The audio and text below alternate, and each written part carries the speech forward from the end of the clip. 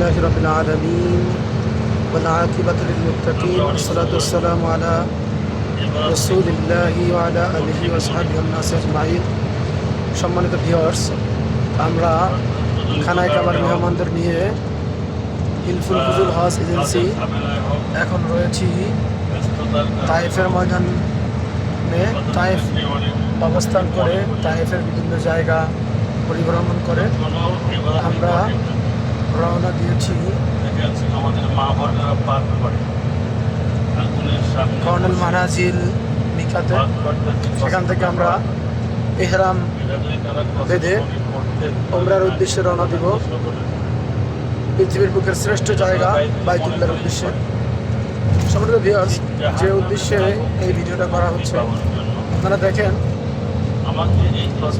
পাহাড়ের বুক চিরে রাস্তা করে যাতায়াতের সুব্যবস্থা করা হয়েছে সৌদি আরবে।